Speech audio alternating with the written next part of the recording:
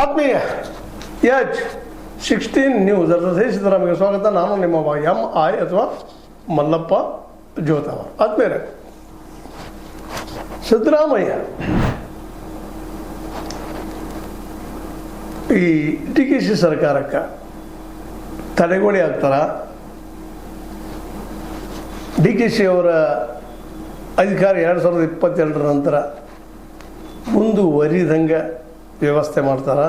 ಏನು ಬಂದದ ಅವ್ರ ಮಧ್ಯದಲ್ಲೇ ಅನ್ನೋದು ಯಾರೇ ಚರ್ಚೆ ಸಾಕಷ್ಟು ನಡೆದದು. ಸಿಂಪಲ್ ಹೇಗೋ ಏನೋ ಒಲಿಸ್ಕೊಳ್ಳಲು ಯಶಸ್ವಿ ಆದಂಥ DK ಶಿವಕುಮಾರ್ ಅವರು ತಪ್ಪು ಮಾಡಿದ್ರು, ಒಪ್ಪು ಮಾಡಿದ್ರು, ಅವ್ರಿಗೆ ಬಿಟ್ಟಂಥ ವಿಷಯ. ಆದರೆ ಸಿದ್ದರಾಮಯ್ಯ ಮಾತ್ರ ಇವತ್ತು ಪೂರ್ಣವಾಗಿ DKC ಅವರನ್ನು ವಿಮುಖರಾಗಿದ್ದಾರೆ. ಅದೇ ಕಾಲಕ್ಕೆ ತಮ್ಮ ಹಳೆಯ ಗೆಳೆಯರ ಮೇಲೆ ಅಂದ್ರೆ ವಿಶೇಷವಾಗಿ ಸತೀಶ್ ಅವರಾಗಿರ್ಬೋದು, ಅದೇ ಕಾಲಕ್ಕೆ ರಾಜನ್ ಅವರಾಗಿರ್ಬೋದು, ಇನ್ನುಳಿದವರಾಗಿರ್ಬೋದು, ಇವ್ರ ಮೇಲೆ ಮೊದಲು ವಿಶ್ವಾಸದಂತಲ್ಲ, ಬಟ್ ಅನಿವಾರ್ಯತೆ ಭಾಳ ಮಹತ್ವದಲ್ಲಿ ಈ ಮಾತನ್ನು ಬಳಸ್ತಾ ಇದ್ದೀನಿ ನಾನು.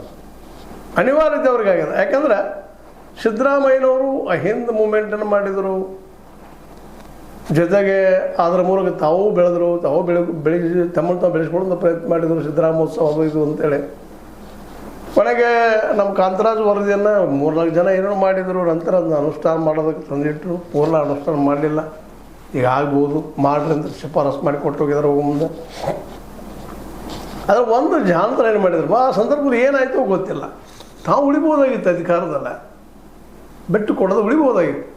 ಆದರೆ ಪ್ರೆಷರೈಸ್ ಆಗ್ತಾ ಇತ್ತು ಅವ್ರ ಮೇಲೆ. ಸಹಜವಾಗಿ ಅನೇಕ ವಿಮರ್ಶಕರು ಸಹಿತ ಟೀಕೆ ಮಾಡ್ತಾಯಿದ್ದಾರೆ ಅವರನ್ನು. ಸಿದ್ದರಾಮಯ್ಯವ್ರಿಗೆ ಎಷ್ಟಪ್ಪ ಕುರ್ಚಿ ಆಸೆ ಅಂಥೇಳಿ ಹಾಗೆ ಅಂದುಕೊಂಡು ತಮ್ಮ ಬದಲಾಗಿ ಮತ್ತೊಬ್ಬರು ತಂದು ಕೂಡಿಸೋದು, ದಲಿತರಾಗಿರ್ಬೋದು, ಮತ್ತಿನಾಗಿರ್ಬೋದು, ಅವ್ರಿಗೂ ಒಂದು ಏನೇನು ಇರ್ಬೋದು ಮನುಷ್ಯರ ಗೊಂದಲಗಳು.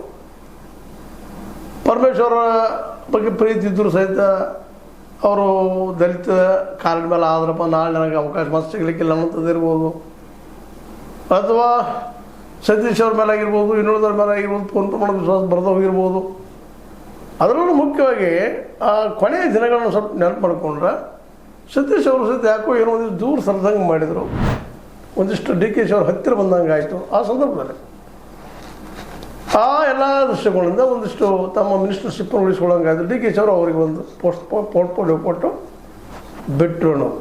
ಆ ನಂತರ ಡೆವಲಪ್ ಆದಾಗ ಅದಂಗೆ ಗೊತ್ತಾಗ್ತಾ ಬಂದಿದ್ದೇನಪ್ಪ ಅಂದ್ರೆ ಸಿದ್ದರಾಮಯ್ಯನವರು ಯಾಕೆ ಹಿಂಸರಿದ್ರಪ್ಪ ಅಂದರೆ ಟೀಕೆಗಳು ಬರ್ತಾವೆ ಅನ್ನೋದು ಒಂದೇ ಕಾರಣ ಇರ್ಬೋದು. ಎರಡನೇದು ಏನಪ್ಪ ಅಂತಂದ್ರೆ ಒಂದು ಆದರ್ಶ ನೆಲೆಯಲ್ಲಿ ನಾವು ನೋಡ್ತಾ ಇದ್ದೀವಿ ಯಾರನ್ನ, ಸಿದ್ದರಾಮಯ್ಯರನ್ನ. ಅದಕ್ಕೆ ಸಹಜವಾಗಿ ಬಿಟ್ಟು ಕೊಟ್ಟ ರಾಷ್ಟ್ರಮಟ್ಟದ ನಾಯಕರು ಆದರು, ಅದೇನು ಸುಳ್ಳೇನಲ್ಲ. ಅದ್ರ ಒಳಗೆ ಭಯನೂ ಇತ್ತು ಅವ್ರಿಗೆ. ಒಂದರೆ ಪೂರ್ಣ ಬಿಟ್ಟು ಕೊಟ್ಟನಪ್ಪ ಅಥವಾ ಸೆಂಟ್ರಲ್ಗೆ ಹೋದ್ನಿ ಅಂದ್ರೆ ನಾನು ರಾಜಕೀಯ ಸಮಾಪ್ತ ಆಗ್ಬೋದು ಅಂತೇಳಿ.